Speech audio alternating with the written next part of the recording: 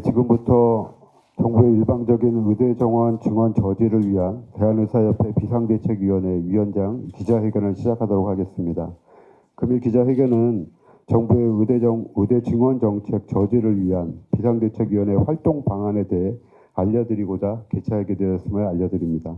김태구 비상대책위원회 위원장님을 소개해드립니다. 안녕하십니까. 대한의사협회 대의원회가 구성한 의대정원 정원저지 비상대책위원회 위원장으로 선출된 김태구입니다.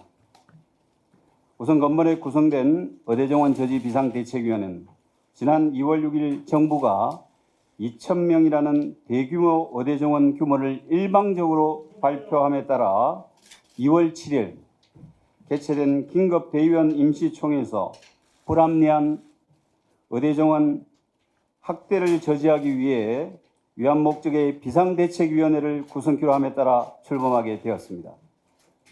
정부는 우리가 인구 1000명당 의사 수에서 OECD 평균보다 낮다는 이유로 의사 부족이라고 말하지만 실제로 의사가 부족할 때 나타나는 현상은 전혀 보이지 않고 있습니다. OECD 통계 중 한국은 특히 저렴한 비용으로 의료 접근성이 좋은 나라로 최상위에 위치하고 있습니다. 의사가 부족하면 의료 접근성이 떨어져야 하는데 최상위에 위치하는데도 의사 부족이라니 말도 안 되는 소리입니다.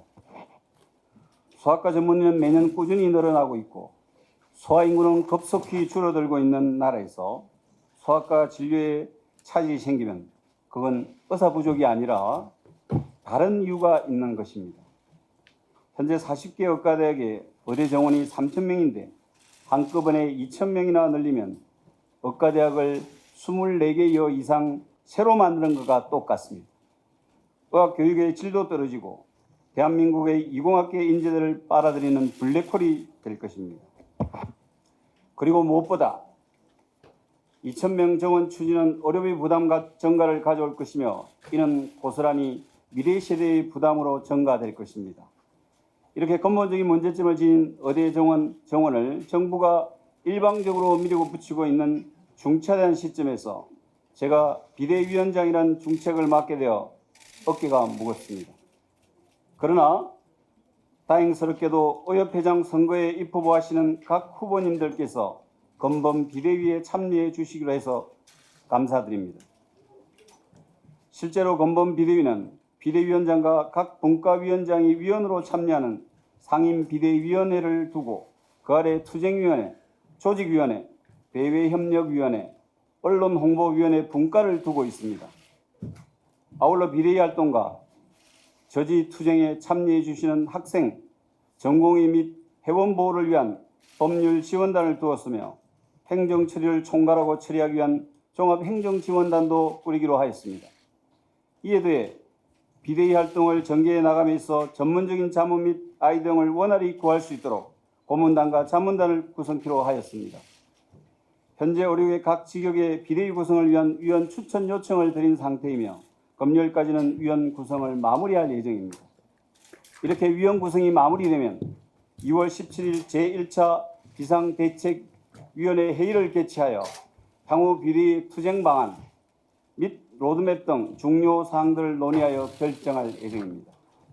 아울러 건범 비대위에서는 정부의 불합리한 2,000명 정원 추진의 문제점을 국민들에게 알리는 것이 무엇보다 중요한 사항이라고 인식하고 있으며 이에 대국민 홍보를 적극적으로 수행할 예정입니다. 저는 비대위원장직을 맡으면서 정부의 불합리한 의대 정원 추진을 반드시 막아내겠다는 굳은 결심을 대내외에 알려드립니다. 정부의 어떠한 급박 등 앞으로 예상되는 어떠한 역경과 시련에도 굴하지 않고 의료계 모두가 합심하여 대응해 나갈 수 있는 구심점이 되도록 하겠습니다. 그 선봉에 김태구가 나서겠습니다. 감사합니다.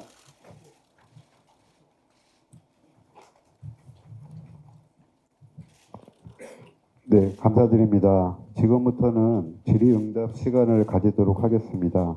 네, 우선 먼저 질문하셨던 과거에 협회에서 조사했던 내용을 지금 공개하실 수 있느냐 하는 문제를 말씀해 주셨는데요. 현재 비상대책위원회는 그 내용은 공개하지 않을 겁니다. 그 당시의 상황과 2,000명 정원을 발표했던 상황과는 확실히 상황이 다른 상황이기 때문에 그렇습니다. 그리고 두 번째 말씀하셨던 대한의사협회와 개원이협의회라는 개원이 단체라는 말씀에는 저는 동의하기는 어렵습니다.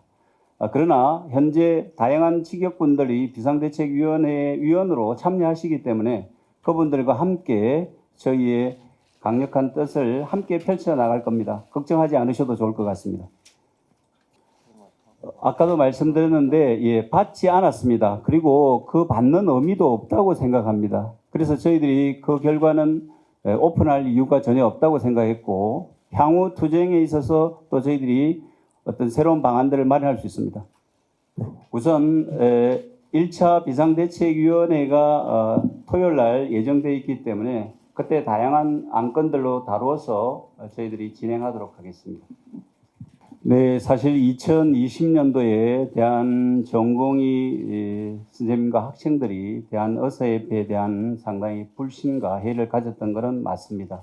그로 인해서 약 2년 동안에 협의체 내부에 어떤 협의체를 구성하기가 어려웠습니다. 그러나 작년 10월 이후에 현재 협의체가 가동되고 있고 불과 며칠 전 임총 때 120, 30군데여 직할 단위 부대에서 전공의 대표들이 다 참석했습니다. 그래서 아마 투쟁 동력은 그 당시보다 더 뜨거운 것 같습니다. 지금 현재 전공의 협의회가 비상체제로 돌입한 것은 그만큼 상황이 중대함을 의미합니다. 비상체제로 돌입했기 때문에 아마 전공의 협의회에서 비상체제가 구성되는 대로 아마 강력한 뜻을 표명하실 거라고 보고 저희들은 그분들의 뜻과 또 저희들이 같은 뜻으로 함께 투쟁해 나갈 거라고 생각하면 됩니다. 네, 조직위원장입니다. 서울시 의사회장도 맡고 있습니다. 단체 행동 시점에 대해서는 비리가 전공의협의회 임총 당시에 같이 함께 가자는 뜻을 잘 전달을 했고 그것이 잘 반영이 됐다고 생각합니다. 그래서 동력 말씀을 하셨는데 그런 점에서는 우려할 바 없다는 위원장님의 말씀에 동의를 하고요. 그리고 2월 말 3월 말 이것도 누차 말씀드립니다만은 이번 토요일에 모레 있을 1차 비대위에서 로드맵이 완성이 될 겁니다. 그런 상황에서 이제 하는 것이고요. 전공의들이 그 당시에 이제 여러 가지 추측성 기사가 많이 나온 걸로 알고 있습니다. 그런데 전혀 동력이 떨어져서 그런 식으로 즉각적인 단체 행동에 돌입하지 않았다고 이해를 하시면 되고 그 전반적인 그 로드맵 상황에서의 파업 돌입 시기라든지 이런 것은 전공의 협의회와 비상대책위원회가 좀 밀접하게 같이 하고 있다 말씀을 드립니다. 정부가 2월, 3월 이런 식으로 교육부에서 발표하는 것을 말을 하긴 했지만 저희는 저희 일정대로 그 단체 행동에 들어가는 시점을 가장 효율적이고 강력한 투쟁할 수 있는 시점을 비대위에서 만들어 나갈 것이라는 말씀을 드리겠습니다. 15일 전국 동시다발적으로 열리는 집회는 이미 어제부터 시작이 돼서요. 어제 부산시의사회랑 인천시의사회는 골기대를 가졌고 경기도의사회는 이미 3달 전부터 매주 수요일 반차 휴진 집회를 용산 대통령실 앞에서 하고 있었는데 아마 오늘이 그날을 알고 있고요. 그래서 15일이 아니라 오늘 경기도는 그 반차 집회를 용산 대통령실 앞 하고 있습니다. 하고 있고 서울 같은 경우는 내일 저녁 7시 각 지역별로 상황에 따라서 전국적으로 동시다발적으로 열리고 있고요. 투쟁을 멈추기 위해서 말을 삼가할 분이 딱 2분 계세요. 제가 볼 때는. 그러니까 의사들을 화나게 하는 분들이 굉장히 많은데 그중에 보건복지부에 한 분 계시고 또 한 분은 좀 대학에 한 분 계신데 오늘 박민수 차관이 발표한 것도 그랬고 아마 보셨는지 모르겠지만 특정 매체를 말씀드려서 그런데 서울경제 서울대 의료관리학교실에 김인 교수가 칼럼을 썼는데 뭐라고 썼냐면 이렇게 썼더라고요. 의사들이 진료에 의한 독점권들을 소유하고서 의사 숫자가 늘리는 것을 반대하면서 본인들의 수입을 늘리는 게 지대추구라고 얘기를 했습니다. 상당히 보수적인 의사들 중에서는 의대 정원 400명 정도 늘어나는 것이 찬성할 수 있다고 말했던 분들도 지금 다 화가 나 있는 상황이고요. 아까 말씀드린 것처럼 뭐 교수 전공 이런 말씀들 하시는데 걱정 안 하셔도 되는 게 아니라 걱정하셔야 될 것 같아요. 제가 보기에는. 우리 현재 전공의협이나 의대협 상황을 비대위원장이 모르고 계신 건 아니고 다 알고 있는 상황입니다. 알고 있는 상황임에도 불구하고 현재 전공이나 의대생들의 활동사항이나 결정사항들을 전공의협의회나 의대생 비대위가 먼저 공식적으로 말하기 전에 우리 선배 의사들의 입으로 말하는 것은 후배들에 대한 존중이 아니라 혹시는 간섭이나 후배들을 선배들이 앞장 세운다는 그런 오해를 받을 수 있기 때문에 알고 있지만 저희들이 말씀 안 한다 뿐인 거고요. 실제로 굉장히 치열하게 논의들 하고 있고 굉장히 치밀하게 계획들을 하고 있다고 알고 있습니다. 그 정도만 말씀드리겠습니다. 조금 추가해서 말씀드리겠습니다. 지금 현재 우리 조경 장관님의 발언, 박민수 이 차관님의 발언의 위험 수위는 상당히 높다고 저희 비대위가 생각하고 있습니다. 향후 이 부분에서도 저희들이 투쟁 과정에서 꼭 짚고 넘어가도록 하겠습니다. 예, 제가 조직위원장이면서 서울시 의사회 회장이기 때문에 여러분들이 질문하신 내용 중에서 전국 그 16개 시도 의사회의 동시다발 집회에 대해서 추가 설명해드리겠습니다. 비대위는 설 연휴 때 비대위원장이 선출이 되셨지만 전국 16개 시도 의사회 2월 초 회의에서 전국적으로 어떤 우리의 힘을 나타내는 집회를 동시다발 집회를 하자 그렇게 해서 추진된 사항입니다. 그렇기 때문에 어제부터 각 시도에서 시도의사회 여건에 맞춰서 하고 있고 내일 15일이 주로 많은 시도의사회가 참여할 예정입니다. 특별히 이제 서울시 의사회는 내일 저녁 7시에 용산 대통령실 앞에서 집회를 할 예정이고 집회 신고는 뭐 이렇게 대표자급들만 처음에 하려고 이제 구상을 했다가 분노하고 있는 많은 회원들의 참여가 쏟아지고 있어서 좀 확대를 할 생각이긴 합니다. 학생, 의대생뿐만 아니라 전공의들도 또 교수님들도 뜨거운 열기를 보여주고 계셔서 내일 집회에서 우리의 분노를 잘 전달할 생각입니다. 일단은 뭐 자꾸 이제 파업이라든지 단체 행동에 대해서 궁금하시는 거는 이해가 되겠습니다만은 저희가 전공의 협의회 또 학생 협의회 측과 굉장히 긴밀하게 논의를 하고 있고 아까 말씀드린 것처럼 앞서가고 또 개별적인 그 분노를 표출함으로써 닥칠 수 있는 개인적인 희생도 저희가 염려를 하고 있기 때문에 법률 지원단을 통해서 미리 보호를 하는 법적 대응을 준비하고 있고 모든 것이 다 그분들의 뜻을 존중하긴 하지만 비대위에 함께 가는 것을 계속 좀 요청하고 있는 상황이고 협조가 잘 되고 있다 말씀을 드리겠습니다. 동시다발 집회에 대해서 말씀드리겠습니다. 내일은 뭐 저희가 지금 파악 중이고 한데 지금 자료가 지금 없긴 한데 강원도, 전라북도, 광주, 전남, 제주 포함해서 대부분의 많은 시도가 어제 오늘 참여하지 않은 시도는 다 참여할 것으로 생각을 합니다. 시간대는 뭐 저희가 일단은 국민들의 불편도 먼저 생각을 하고 수위를 단계적으로 높여가려고 하고 있기 때문에 진료는 극히 일부의 시간, 거기 집회 장소에 참여하는 교통 흐름이라든지 이것 때문에 약간의 좀 그거는 있을 수 있지만은 기본적으로 점심 시간하고 저녁 시간에 진행하게 된 점 말씀드리겠습니다. 참고로 하나 말씀드리고 당부드릴 게 있는데요. 우리 의사들의 목표가 파업은 아닌 겁니다.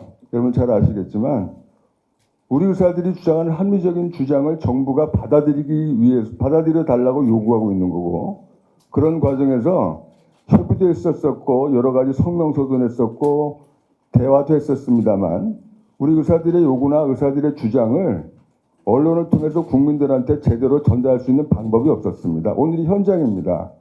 비대위를 구성하고 집행부가 물러나고 의사들이 들끓으니까 이제서야 언론이 의사들의 목소리를 듣기 시작하는 겁니다. 이게 대한민국의 큰 문제입니다.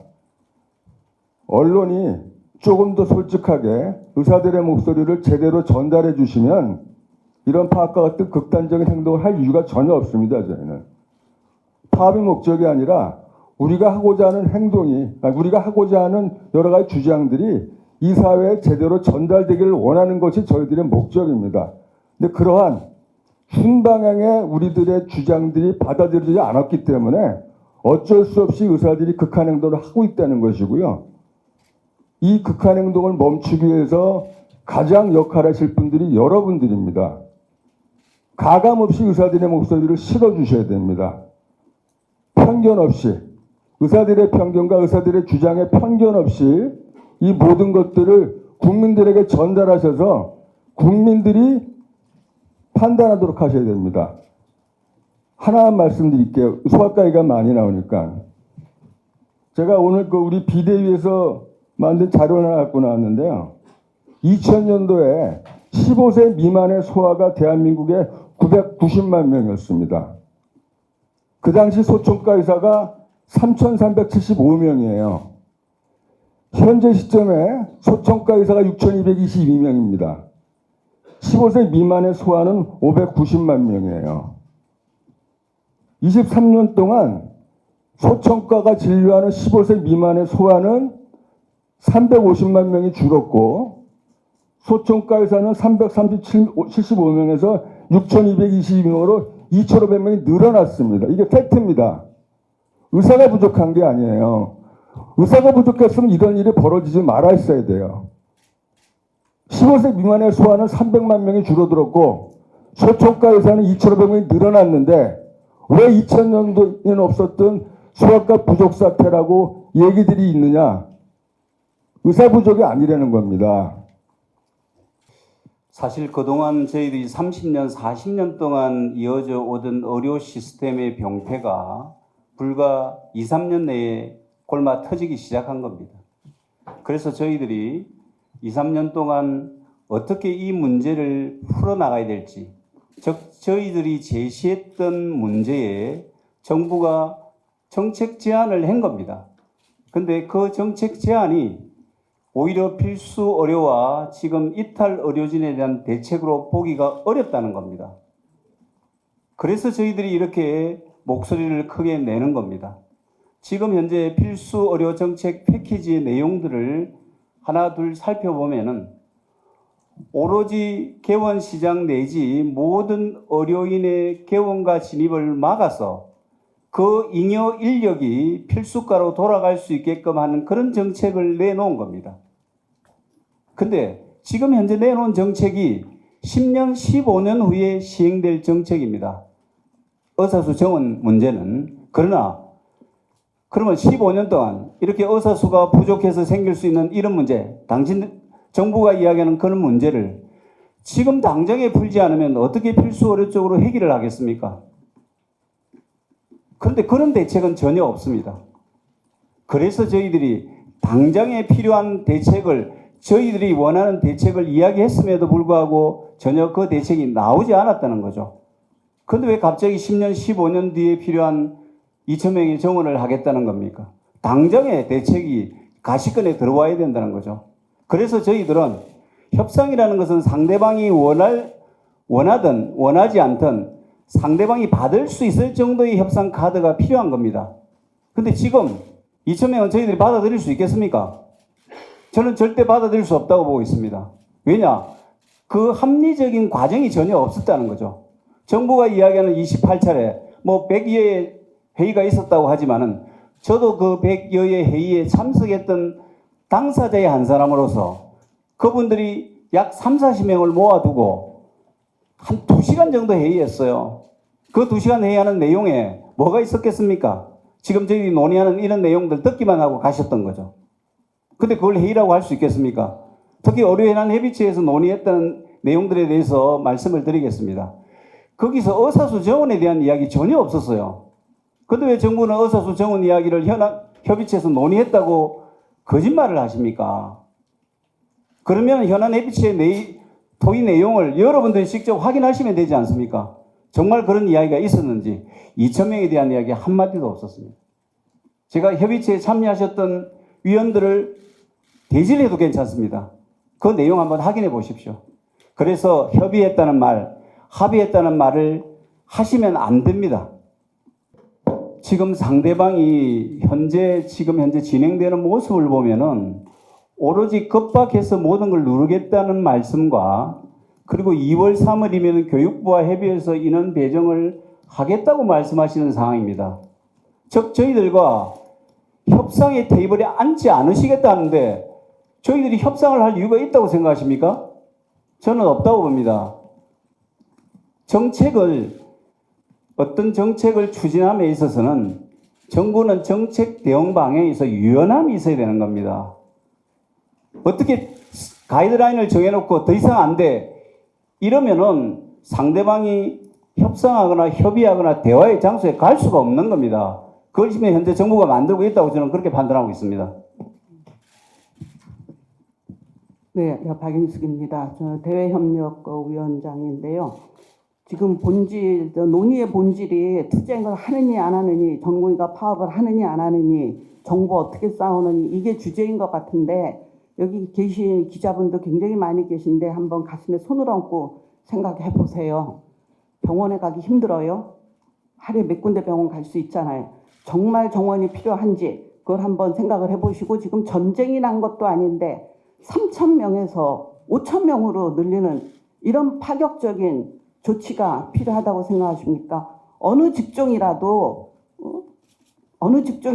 하루아침에 167%로 올리는 정원을 그렇게 올리는 전쟁에서 군대는 그렇게 뽑아갈 수 있어요. 하지만 평상시에 이게 필요하다고 생각하십니까? 저는 이 모든 게 정치적인 결정에서 나왔다고 생각을 하고 의사들이 국민 밉상이라 의사들의 희생양으로 삼고 총선 전에 표를 얻으려는 전략으로밖에 설명이 안 됩니다. 여러분들이 다 언론이지만 언론의 지형이 너무 기울어지라 못해서 아예 없습니다. 언론이 너무 불공정하고 이렇게 된 데에는 사실 저희를 포함해서 우리 모두의 잘못이라고 생각을 합니다. 너무 신경을 안 쓰고 언론인들과 정보 교환도 별로 없었고 소통이 없었다는 그렇게 생각이 됩니다. 그거는 저희가 반성을 할 건데 저는 오늘 아침에도 모 일간지에 사설에 밥그릇 싸움이다. 돈벌이에 지장이 있을까봐 하는 거다. 이거를 보고 너무너무 분노에 떨어서 제가 말을 할 수가 없습니다. 저희는 의사들의 밥그릇이 아닙니다. 의사가 많이 늘어난다고 그 수입을 N으로 나누나요? 의협은 그렇지가 않죠. 의사가 많이 늘어나면은 수요를 만들어냅니다. 저는 이 점을 너무 강조하는 거는 별로 바람직하지 않기 때문에 말을 많이 안 하겠지만 밥그릇 싸움 아닙니다. 절대로 그렇게 오도로 해서는 안 되는데 언론이 그렇게 몰아가고 있는데 그게 너무 안타까운데 의사들을 위한 투쟁이 아닙니다. 그거를 아셔야 돼요. 국가를 위한 투쟁입니다. 여러분들의 자녀, 여러분들 다 젊으신데 여러분들 30년 후에 건보료가 어떻게 될지 생각이나 한번 해보셨어요? 건보료 폭탄 떨어집니다. 여러분들의 자녀가 어떤 세상에서 살지 인구는 줄어드는데 의사 수는 2배, 3배 늘어가고 있습니다. 언론에서 또 잘못 얘기하는 게 의사 증원과 의대 증원은 다른 말입니다. 의사들은 지금도 증원이 되고 있습니다. 매년 3,058명이 이 시장에 나오고 있습니다. 지금 의사 수가 14만 명에 가까운데 지금도 그래프가 가파르게 올라가고 있고 지금 OECD 1.34 그 OECD 평균에서 떨어진다고 맨날 그 김윤 교수랑 언론에서 떠드는데 그거 몇 년 후면은 뒤집어집니다. 크로싱 하는 거는 그 그래프에 많이 보이고 있습니다. 네, 그래서 그 얘기를 하면서 저희는 이 언론인들이 좀 제대로 해주십사. 나라가 망하니까 우리가 이러고 있습니다. 저희들은 아무 상관없습니다. 제가 여러 군데 쓰고 있는데 지금 의사들 아무 상관없습니다. 앞으로 나오는 의사들도 뭔가 하고 살 겁니다. 바로 여러분들의 자녀, 우리들의 자녀, 미래 세대가 망하기 때문에 나라가 망하고 이공계가 망하고 대한민국을 세운 세력이 뭡니까? 요새 그런 영화도 많이 나오죠. 다 이공계고 기간 산업입니다. 의료는 내수 산업이고 서비스 산업이고 의료가 나라를 먹이 살리는 거 아닙니다. 그리고 의사 한 명이 나오면은 의료계에 종사하는 사람이 4-5명이 됩니다. 그러면 모든 사람이 의료계에 종사하면은 나라는 누가 키우나요? 나라를 위해서 우리가 싸우는 겁니다. 밥그릇 싸움이 아니고 우리는 밥그릇 싸움이 아니라는 거, 우리들의 미래 세대를 위해서 우리가 싸우는 거라는 거를 여러분들 잘 알아두시기를 바랍니다. 대한민국에 전 세계 없는 독특한 제도가 하나 있습니다. 요양기관 강제 지정제도라는 건데, 대한민국에 있는 모든 의료기관은 원튼 원하지 않든 정부가 정한 수가대로, 정부가 정한 방식대로 환자를 진료하라는 게 요양기관 강제 지정제입니다. 이게 생기게 된 이유는 처음에 대한민국에 의료보험이 도입될 당시에 수가가 저수가였기 때문에 그 저수가 체계에 당시 의료기관과 의사들이 보험 환자를 보지 않겠다 그러니까 이 강제로 의사들을 보험 환자를 보도록 만든 제도가 요양기관 강제지정제입니다. 그동안 여러 번에 걸쳐서 요양기관 강제지정제에 대해서 위헌소송을 했습니다. 2002년도 위헌소송의 결과 합헌으로 판단됐는데 당시 합헌의 요지가 뭐였느냐? 요양기관 강제지정제는 의사들의 자율권과 의학적 판단을 훼손하는 부분이 분명히 있다. 그럼에도 불구하고 대한민국은 공공의료기관이 부족하기 때문에 의사들을 어쩔 수 없이 요양기관 강제지정제로 묶을 수밖에 없다. 그래서 합헌이라고 판단을 하면서 뭐라고 얘기를 했느냐? 앞으로 정부는 공공의료기관의 확충에 신경 쓰라고 말했습니다. 정부나 일부 학자들이 좋아하는 OECD 통계 말씀드리겠습니다. 대한민국의 공공의료기관이 5.7%입니다. 외국과 비교할 수 없을 정도로 공공의료기관의 비율이 낮은 나라입니다. 그럼에도 불구하고 정부가 왜 공공의료기관을 늘리려고 노력하지 않느냐? 요양기관 강제지정제 하에 있는 민간의료기관은 정부의 공공의료기관화 되어 있는 겁니다. 두 번째, 4년 전에 똑같은 위헌소송을 또 했습니다. 그 당시 위헌소송에 합헌을 한 요지가 뭐냐? 보험진료에 의해서 의사들이 정부로부터 구속받고 있지만 중요한 얘기입니다. 비급여에 대해서 환자들이 선택할 수 있고 의사들이 비급여를 할 수 있기 때문에 요양기관 강제지정제는 합헌이라고 판단한 겁니다. 정부가 의사들이 저수가 체계 내에서 의료기관이 유지될 수밖에 없는 비급여 시장을 인정해주고 묵인했던 겁니다. 그런데 이제 와서 의사들에게 비급여 진료가 마치 부족한 것처럼 국민들을 선동하고 있는 겁니다. 그렇다 그러면은 우리나라의 수가를 OECD 평균의 수가로 맞춰놓고 난 다음에 당신들이 비급여 진료하는 거는 부족하다고 말하는 게 이론상 맞는 겁니다. 제가 숙제를 하나 드리겠습니다. 대한민국의 14만 의사가 일반 국민들이 알고 있는 것처럼 정치인들이 말하는 것처럼 일부 학자가 말하는 것처럼 부도덕하고 파렴치한 의사들이면 정말 대한민국은 불행한 나라입니다.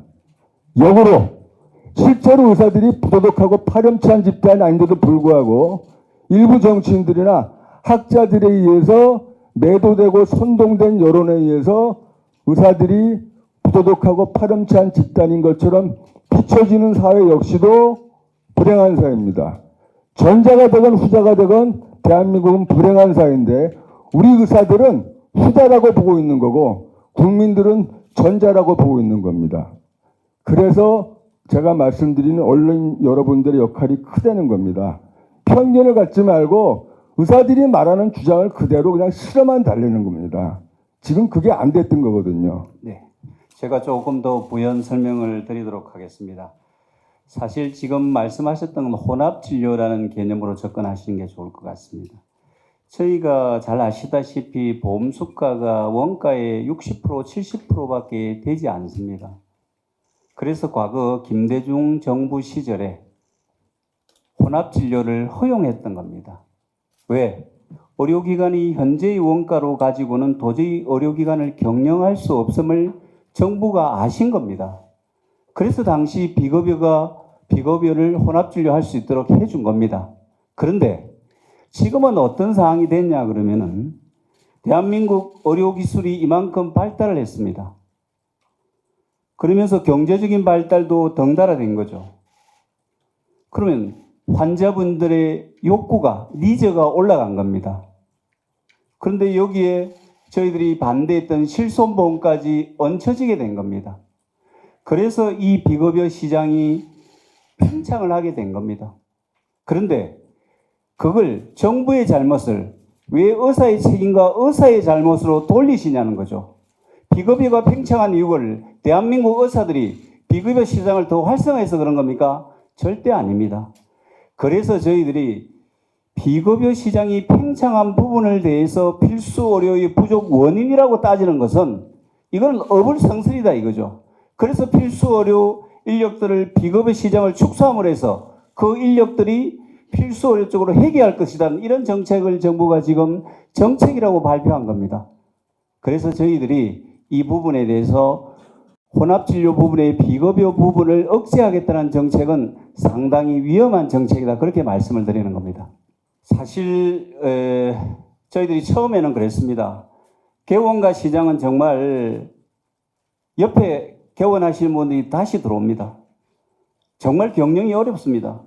여러분 아마 가까이에 많은 개원하시는 선생님들이 계실 거라고 보기 때문에 한번 물어보시면 됩니다. 그런데 정작 문제는 필수 중증 의료를 담당하는 대학의 교수님들이 번아웃 되는 거죠.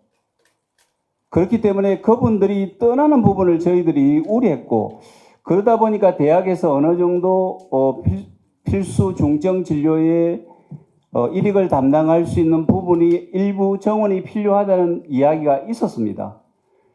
그걸 사실은 서로 협의해 나가고 합의해 나가는 과정이 있었지 않습니까? 세상에 절대 재료가 어디 있습니까? 우리가 행하는 이런 다양한 과정들은 내년에 부족할 수도 있지만 내년에 넘쳐날 수도 있는 거죠. 그래서 저희들이 의료 인력 수급 추계 위원회를 구성해 달라고 요구했던 겁니다. 대한민국이 없는 게 그겁니다. 그런데 외국에는 의료 인력 수급 추계 위원회가 약 20명에서 30명 정도 유지되면서 파악을 하고 있는 거죠. 만약에 이렇게 늘어난다면은 내년에 늘어났는지 줄었는지 줄여야 되는지에 대한 데이터를 어디서 가져오고 어떻게 분석할 겁니까?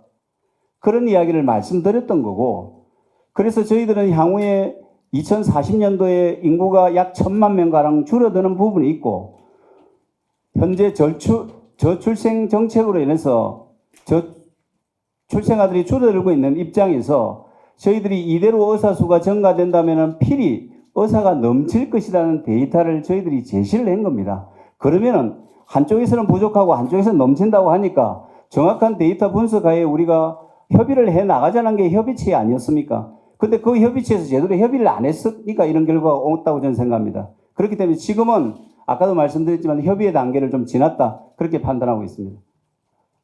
며칠 전에 있었던 민도권에 대해서는 그래서 제 입장을 전달을 했고요.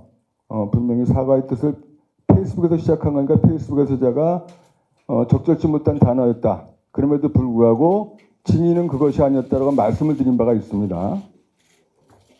중요한 거는 페이스북에 많은 글을 썼어요, 제가. 그 다음에 여러 칼럼을 각 일간지에 많이 보냈었습니다. 근데 그런 칼럼이나 나름대로 이성적인 썼던 글들은 언론사에서 다 돌아온 답변들이 내용은 좋은데 여론에 반한 거라서 저희가 실기가 부담된 겁니다. 이렇게 됐었던 거예요. 그 많은 페이스북의 글들 중에서 민도 또는 뭐 이런 그 선정적인 그런 단어만 훑어서 언론에서 기사화된 게 팩트입니다. 저희가 이제 언론과 싸우자는 게 아니고요. 언론과 싸워서는 안 되죠. 제가 20년 이상 처음에 의료에 일을 했던 게 언론 쪽 공부를 했었기 때문에 여러분들이 동료 같아서 드리는 말씀이었던 거고, 절대로 언론과 다투거나 싸우자는 얘기가 아니에요. 제가 아까도 말씀드렸잖아요. 잘 써달라는 얘기가 아니라 의사들이 하는 얘기를 가감 없이 편견 없이 정확하게 전달해 달라는 게 저희들의 여러분들의 요구사항이고요. 지금 전공의랑 그다음에 의대 학생들에 대한 소통이 잘 안 된다고 말씀하셨는데 그 친구들이 나름대로 많이 두려워하고 있는 것도 사실이에요. 그래서 아까 처음에 말씀드렸지만 저희들이 알고 있는 사항이 있음에도 불구하고 본인들의 입으로 말하기 전에 저희들이 말 안 하는 이유가 있습니다. 하나 힌트를 드리면요. 아마 오늘 저녁 때 취재 보시면 아시겠지만 기사거리 많이 나올 거예요. 각 병원에서요. 이렇게만 말씀드리겠습니다. 제가 조금 부연 설명해 드리도록 하겠습니다. 사실 지금 각 지역에 계신 우리 의사 선생님들께서는 각자 맡은 바 위치에서 정말 대한민국 국민 여러분의 건강을 위해서 어떻게 보면 고된 노동 시간 이상으로 아프신 분들을 어루만져 주고 계십니다. 근데 제가 판단할 때 아마 이렇게 의사가 부족하다는 어떤 결론에 도달한 게 한 4가지 정도라고 저는 판단하고 있습니다. 우선은 아마 응급실 뺑뺑이 사건이 1번이었던 것 같고요. 두 번째는 소아과 오픈런 상태였던 것 같고, 셋째는 지방의사 부족이라는 말씀을 많이 해주셨고, 네 번째는 아마 긴 대기와 짧은 진료 시간, 아마 이 4가지가 국민들이 체감하시기에 의사가 좀 부족하다는 어떤 결론에 도달했던 원인이라고 저는 보고 있습니다. 그래서 어떻게 보면 소아과 오픈런은 지금 현재 저출산 문제로 시내 곳곳에 여러 가지 학원이라든지 어린이집이라든지 다 줄어들고 있는 상황에 소아과 병원도 마찬가지 좀 줄어들었습니다. 그러시다 보니까 아픈 환자들을 안고 기다리셔야 되는 이런 부분들이 틀림없이 있으실 거라고 생각합니다. 그래서 아마 그런 어떤 부모님들의 답답함과 원망, 분노가 쌓여서 그런 표현을 하셨다고 생각합니다. 그렇지만은 나중에 이러한 부분들이 왜 생겼나에 대한 정확한 아마 내용이나 이유를 알게 되시면은 또 많은 이해를 해 주실 거라고 봅니다. 이 4가지가 가장 큰 문제였다고 봅니다. 그런데 응급실 뺑뺑이 문제는 사실은 저희 대한민국의 응급 의료 시스템의 복합적인 문제입니다. 경증 환자는 넘쳐나고 중증 환자는 갈 곳이 없고, 특히 응급 환자를 이송 단계에서 받지 못하면 법적인 책임까지 물어야 되는 대한민국이기 때문에 그런 문제들이 발생할 수밖에 없습니다. 결국 2차 의료기관의 응급 시스템이 무너지면 모든 응급 환자들이 3차 의료기관을 이용할 수밖에 없는 겁니다. 과거에는 이런 문제가 있었습니까? 없었다고 생각이 들거든요. 그리고 소아과 오픈은 아까 말씀드렸는데 이제 그런 부모님의 안타까운 마음들도 있겠지만 사실은 저출산과 코로나 종류의 복합적인 문제가 저는 맞물렸다고 생각합니다. 서울 한복판 초등학교도 사라지고 어린이집도 문을 닫는 속에서 산부인과 소아과라고 별 수 있겠나는 생각이 듭니다. 그래서 코로나가 끝나고 나서 갑자기 계절성 질환들이 많이 생기면은 부모님들 입장에서는 갑자기 붐비다 보면은 어려워질 수 있습니다. 빠르게 진료를 하지 못하시고. 그러나 그 소아과 오픈런이 없다면은 그 소아과는 문을 닫는다고 합니다, 원장님이. 왜냐? 10시부터 12시까지 환자가 없어요. 오후 3시부터 5시까지 환자가 없습니다. 소아과 오픈런이 있어야만이 그 소아과 원장님이 소아과 병원을 경영하시겠다는 그런 입장입니다.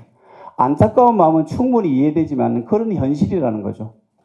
기자 여러분들께서도 한번 소아과 오픈런이 병원이 있는 원장님께 한번 여쭈어보시면 아마 저와 같은 대답을 얻으실 거라고 봅니다.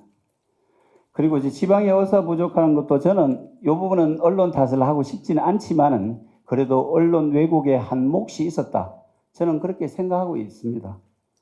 왜냐? 한국에 도농간 의료 격차가 전혀 없는 나라입니다. 전 세계적으로 도시와 농촌의 의료 격차가 없는 나라가 대한민국입니다. 그런데 왜 갑자기 이런 문제가 발생했느냐? 의사 연봉을 수업 제시해도 오지 않는다. 그런데 그 내용을 또 면밀하게 살펴보면 갑질 원장님들의 어떤 갈등, 관료주의 공무원들의 부당한 대우, 임금 체불 등 다양한 목소리들이 있었다는 거죠. 그런데 그걸 전부 다 모든 책임을 의사들에게 지도한 독소 조항까지 있었다고 들었습니다. 이런 문제들이 결국은 조금 지방 의사 부족을 야기했던 부분이고, 조금 더 깊이 들어가면은 다른 문제까지 많이 있습니다만은 결국은 뭐 여러분 이야기하는 KTX, 정주 여건, 이동 문제, 그 다음에 의료 전달 체계 너무 깊이 들어가면 오늘 시간이 많이 걸리니까 이 정도로 하겠습니다. 그리고 긴 대기 시간, 짧은 진료 시간이라고 말씀하셨는데 세계적으로 저희 나라만큼 짧게 진료하는 곳이, 짧게 진료라기보다도 대기 시간이 이렇게 짧은 나라는 대한민국이 유일합니다. OECD 국가들 비교해서 저희가 진료 횟수가 3배 더 높습니다. 그럼 대한민국 국민께서 3배 더 아프신가요? 아닙니다. 저희 대한민국 의료 시스템은 세계 최정상이라고 생각하고 그 세계 최고의 의료 시스템을 만들어낸 게 지금 대한민국의 의사들이라고 저는 보고 있습니다. 이 점을 저희들이 관가해서는 안 된다고 생각합니다. 의료 현안 협의체가 사실은 저희들이 먼저 요청한 겁니다. 코로나가 안정화 시점에 시작되어야 됨에도 불구하고 거의 안정화 시점 전에 대한의사협회에서 여러 현안 협의체를 통해서 대한민국 의료 시스템을 정상화하자는 그런 기치하에 시작된 겁니다. 그 시작된 내용 중에 주 내용이 현재 저희들이 제기하고 저희들이 현재 대한민국이 걱정하는 그런 필수 의료 붕괴, 필수 의료진의 이탈 문제, 지역 의료 소멸 문제를 논의하는 과정이었습니다. 대부분은 그 현안, 주요 현안에 집중했습니다. 그러면서 생길 수 있는 다양한 법적 리스크 문제까지 같이 거론됐습니다. 대부분 회의 내용이 그 내용이라고 보시면 됩니다. 그 과정에 정부 측에서는 의사수 정원 문제가 일부 필수 불가결하다는 입장을 말씀하셨던 것 같고, 대한의사협회에서는 그러면은 의사가 정원되는 부분이 있는데 이 정원되는 그러면 그 수를 어떻게 필수 의료 쪽에 회귀할 수 있도록 필수 의료 쪽에 갈 수 있도록 할 거냐라는 질의를 했습니다.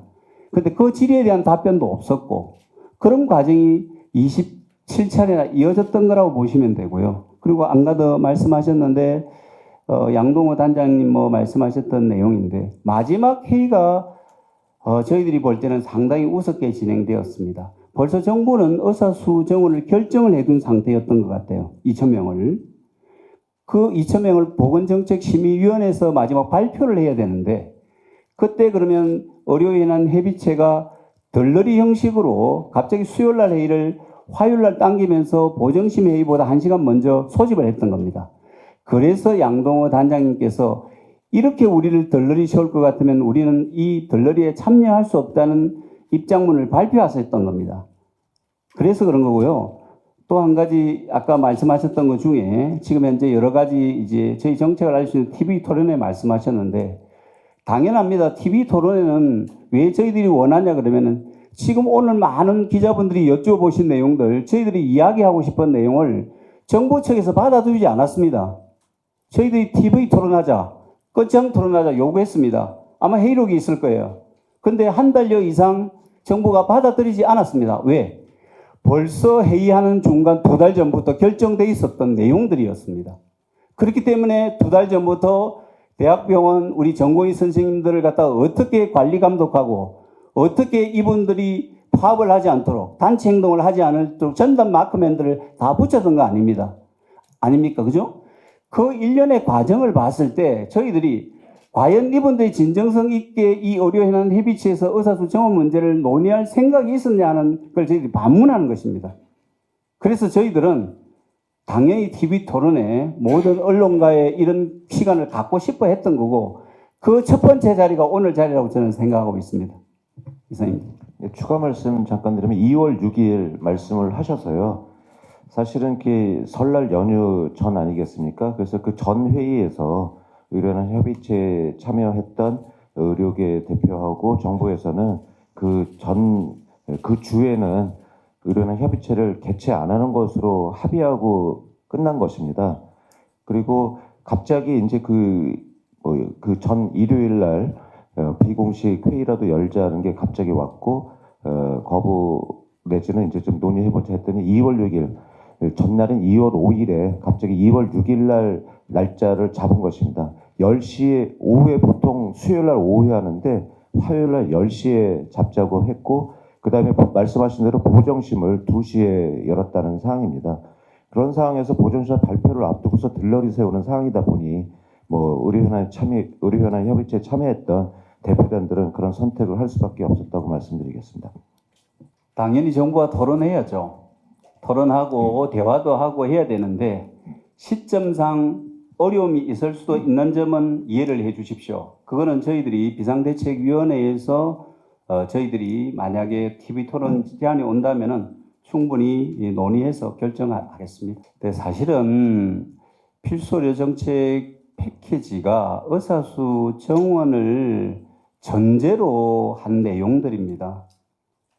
쭉 나열식으로 쭉 했던 내용 중에 대부분이 1년간 TF에서 결정하겠다는 내용인데 그 내용 한 가지에 대해서는 저희들이 추후에 비상대책위원회에서 충분히 국민과 여러분께 문제점에 대해서 알려드리도록 하겠습니다.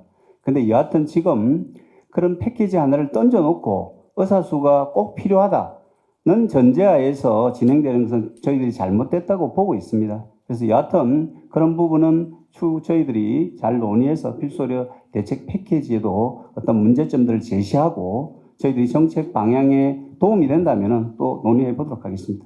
이 말씀을 꼭 드려야 되겠는데요.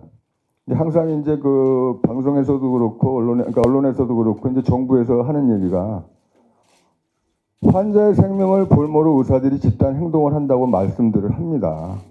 근데 우리 입장에서는 의사들은 절대로 환자 곁을 떠날 수 없을 것이라는 정부의 오만이, 다시 말씀드려서 의사들은 아무리 몰아붙여도 환자들을 떠날 수 없을 것이다.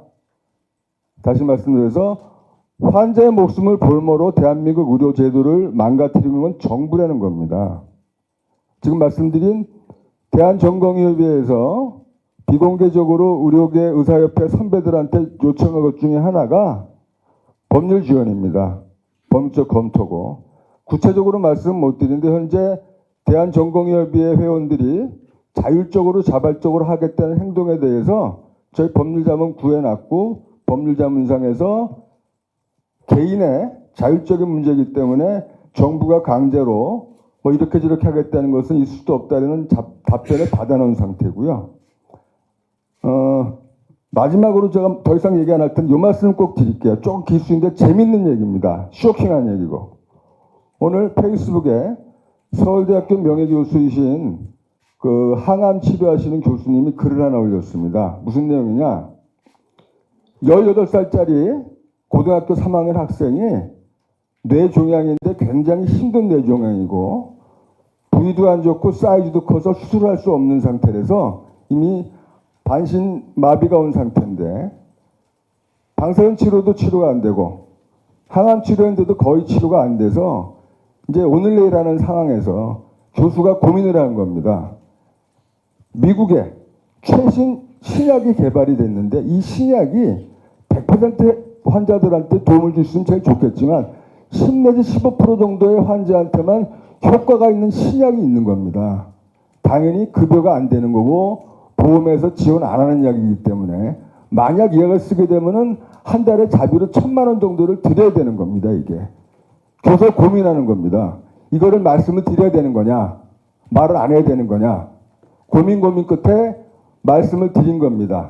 이 가족이 경제적 사정이 충족하지 못함에도 불구하고 한 달에 1,000만 원 정도 되는 약을 5개월간 썼습니다. 그 쓰기 전에 당연히 교수님은 그 보호자로 하여금 이거는 급여되지 않는 약이기 때문에 내가 자발적으로 내 자비로 치료를 받겠다는 서약서를 쓰고 진료를 했습니다.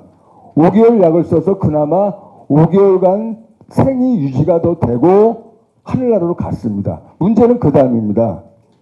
2개월 후에 심사평가원에서 대학병원에 진료비 환급을 하려는 요청서가 온 겁니다. 무슨 얘기냐? 주변에서 얘기들을 하는 거죠. 정부에서 정하지 않은 약을 의료진 마음대로 환자한테 보내서 그 약을 치료비로 냈을 경우에 정부가 환수할 수 있는 그 법이 있고 그 환수받은 돈을 환자한테 돌려주는 게 대한민국의 현실입니다. 무슨 얘기냐?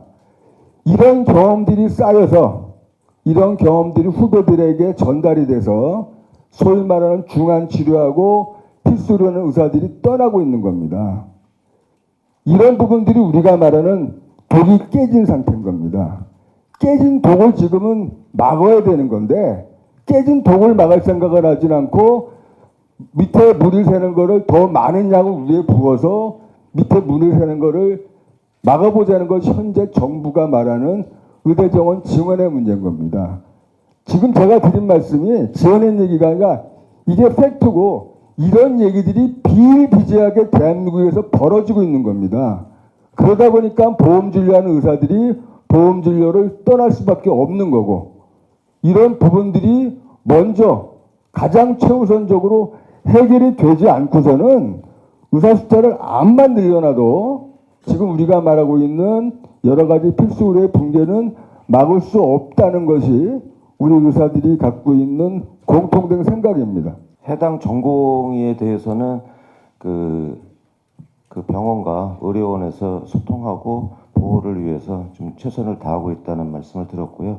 2020년에 아픈 경험이 있기 때문에 비대위뿐만 아니라 각 학생협의회 또 대한전공의협에서는 회원 보호를 위해서 최선을 다하고자 이런 법률 지원책을 대비하고 있습니다. 그분이 영상을 봤는데 저도 그분이 이런 단체 사직서 뭐 이런 쪽의 의미로 내신 것이 아니고 이런 우리나라의 의료 현실에서 더 이상 의협을 하는 것에 있어서는 의미를 못 느끼겠다 하시는 취지로 말씀하시는 걸로 알고 있습니다. 제 말씀하시는 것 같아서요. 일단은 간호법 관련한 그때 당시에 간호법 저지 비상대책위원장을 제가 했었습니다. 그때 말씀하신 이제 14 보건의료연대와 같이 힘을 앞세워서 성공을 했고요. 이번에도 저희가 가급적 연대할 수 있는 부분을 많이 이제 확보하려고 하고 있습니다. 기본적으로 저는 서울대학교 화학교육과를 졸업을 했기 때문에 방송에서도 말씀드렸습니다만은 의사 선생님이죠. 자격증을 면허증을 갖고 있습니다. 그렇기 때문에 교육계의 문제에 대한 동료들 또 선후배들이 많이 있고 소통하고 있고 또 이공계 교수님들에 대한 우려도 많이 갖고 있습니다. 그렇기 때문에 그분들하고 연합을 해야 된다고 생각하고 여론은 많이 바뀌고 있다고 생각합니다. 저도 이제 패널로 나갔을 때 보면은 의대 정원 증원에 찬성했던 패널조차도 이렇게 과도하고 무분별하게 2,000명이라는 거에서는 깜짝 놀라고 문제점을 지적하시고 계시기 때문에 설날 연휴 때 열어보시는 국민의 여론은 달라지고 있다 생각을 합니다. 저는 의협회장 출마를 했고 그렇지만은 이제 이 자리에서 이번 의대 정원 저지를 위한 비대위원회에서도 활동을 하기로 했습니다. 뭐 제 생각으로는 뭐 그런 선거는 원래 스케줄대로 갈 것으로 생각을 하긴 하는데 선관위에서 논의를 하실 예정이라고 알고 있습니다.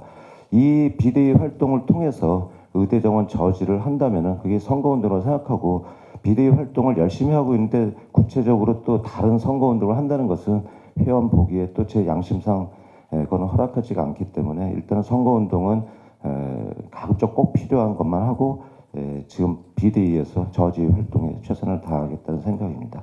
갑자기 3,000명이 3,058명에서 5,000명으로 늘렸을 때 너무나 폭탄 같은 이런 게 났을 때 과연 선거가 의미가 있나 그런 회의를 가지고 있었는데 김태구 회장님이 비대위원장님이 되신 다음에 후보들한테 모두 오퍼를 하셨습니다.